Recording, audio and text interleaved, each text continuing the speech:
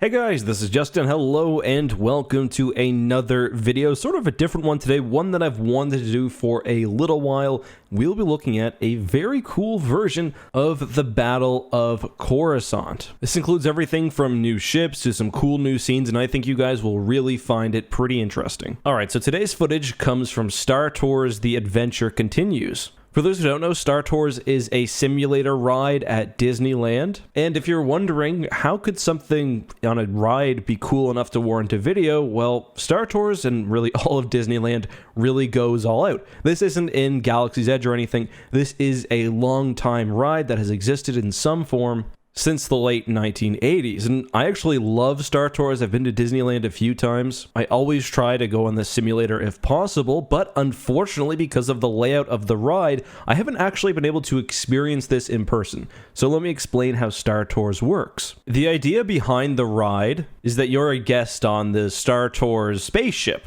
Of course, however, things go wrong, and you're attacked by the Empire. Now, the storyline overall doesn't make a whole lot of sense because Star Tours mixes scenes from the prequel, original, and sequel trilogies. But essentially, there are three different segments. First of all, you launch in the Star Tours vehicle, and you encounter either Darth Vader or the First Order. I think there are 4 different options in total for how you launch.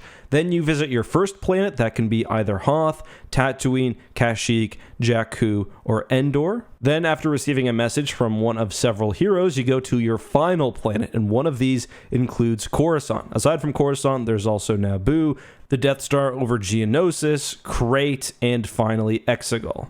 We will be talking about the Battle of Coruscant today, and I thought it'd be most interesting if I would just play the footage and sort of give you guys a running commentary. Now, I wasn't able to capture footage of myself last time I went, so this is footage from somebody else on YouTube. I'm going to link down below to that in the description. Alright, so I do have the footage up now. I'm going to have to mute it, unfortunately. I tried to record it with the audio, but I did get a copyright claim. With that being said, let's get started. And the sort of weird thing about this is that it's supposed to be, well, it's clearly the Battle of Coruscant, and I'm just going to pause it here. I'm also going to apologize for the quality. Unfortunately, this is as high as it gets, and you have to remember, this stuff has never actually been fully released. This is just somebody recording the on-ride experience. The weird thing about this is that this is technically during, well, I mean, if you follow the in-ride lore, which, why would you? This is supposed to be during the Rebellion period, and I think this has been retconned as a battle between the Empire and the Rebels. Not sure which side is supposed to be which. Either way, very obviously, this is meant to be the Battle of Coruscant. Star Tours should not worry about being canon, and I think instead we should focus on the really incredible visuals we have here. And one thing I really like about this ride, I'm going to continue playing, is how much... Oh, sorry about that, accidentally clicked off. One thing I really like about this is how much movement the ships have. Like, this is a much more interesting look at the Battle of Coruscant than we actually get in the movies. Like, just watch... Like, instead of just ships kind of flying past each other, especially background ships, like, we can actually see these ones firing on this Recusant destroyer. There's also more variety of ships. Of course, we see... Venators, and there's a Lucrehawk here, but there's also this strange vessel in the background, which I've got no clue what that's supposed to be. And we also have another version of the Recusant down here. You'll get a better shot in a minute, but it's my guess that those were probably early, like, Star Tours I think is known for using existing assets, like whether they were fully used in the movie or not, and I believe that's going on with this weird Recusant here. But yeah, lots of Lucrehawks. Here we have what's called a Diamond class, and I did a whole video on this ship. I believe it was initially created for Episode 2. Actually, you can see these in Episode 2 during the Battle of Geonosis. I'm guessing these were probably intended to be used at some point during the Battle of Coruscant, but maybe they didn't look good, or for whatever reason, they just didn't fit with the rest of the ships. But yeah, you can get a nice look. It looks like they have maybe a hangar here. I love following the Republic Starfighter. Another weird little vessel here. Again, I really love the more kind of diversity among the CIS Navy here, although it almost looked like that ship may have been firing on the Diamond? No, I don't think so. I think there's just a blaster in the background. But yeah, you can see another one there. Another normal Recusant. Yeah, I love the fly-through of the battle here. I'm just going to play it again, give some commentary over it. You see the turrets actually tracking. I just love how close they are. The battle just has a much more energy to it, I find. And part of this may be because we're not limited to following one fighter, but I think it would have been really cool if during the Battle of Coruscant we had gotten something like this, maybe a longer version of this before the battle actually started, where the movie could sort of take some time to explore everything before following the heroes. Still some scale to it, not the same as the movie, of course. But we see another diamond here, another one of those. He's looking away because the droid will pop up and talk to you. But yeah, overall, really cool. Some awesome new ships. The diamond especially is nice. And yeah, like I said, you can see them very briefly. I'll throw it up on screen right now during episode 2, but they're attached to the ground on Geonosis. It looks like they're some sort of like transport ship, so you can hardly notice them. But with that being said, that's the basic look. There's another one there. That's a basic look at the Battle of Coruscant in Star Tours. Again, we also see the laser there. Very cool. There is also a ground section, which is pretty cool. And interestingly, I mean, this could just be the other side of the planet because it's nighttime. I mean, it's all imaginary anyway, and it's not supposed to be canon, in my opinion. They should have never tried to have it that way. But a nice look at the planet itself before pretty much the end here. With that being said, maybe we can take a look. Oh, there's a bit more of Coruscant as well. That's pretty cool. I just love the look of this. Very episode 2-esque. I also wonder whether they use some sort of assets from that. But maybe we'll also take a look at the Battle of Exegol, because that's probably the other big one that I think you guys would have liked to see.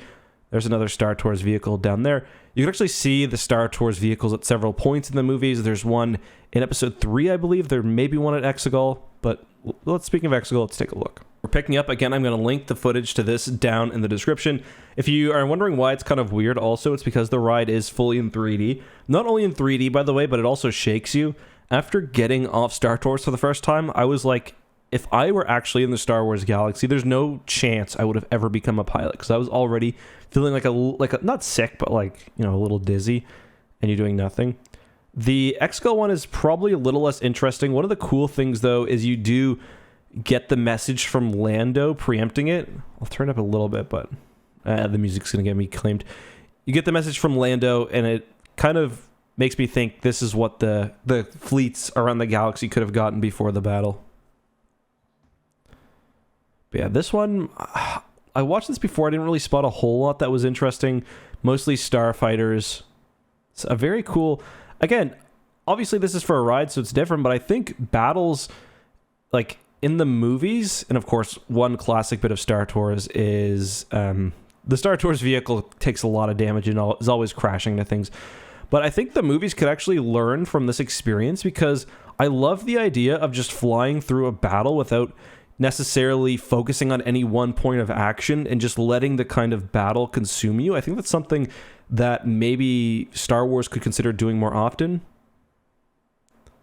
Of course, the TIE Dagger. And by the way, Star Tours is not the only Disney experience to introduce new ships. I covered this on the channel as well. But during the Flight of the Falcon, I believe it's called, the Galaxy's Edge ride, they introduced a new form of First Order fighter, a heavy bomber, which you don't really see anywhere else. B-Wing, very nice. Hopefully we're going to go blow up... This is very similar to the shot from the movie. Even the same, I think, force composition. Of course, Star Tours. Why a ship like this is armed with 2 heavy blasters, who knows? But the Empire is probably a little bit suspicious. And yeah, that's it. Definitely not as exciting as the Coruscant one, but I mean, the Battle of Exegol is not nearly anywhere as exciting as Coruscant generally. This is kind of the ending scene I was talking about earlier. That looks like a Braha talk there. Let me just take a... Oh, I missed it. That looks like a Braha talk. I think it is. The Star Tours at the beginning and the ending sequences sometimes have some interesting ships as well. If this is the First Order one, yeah, you see you're kind of surrounded by a First Order fleet. It's kind of cool. Definitely I think they usually pick somebody in the ride to go up there. Definitely a fun experience, though. Yeah, here we go. Blasting away from the space station.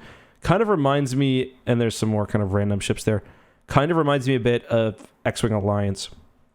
But guys, I know this video was different.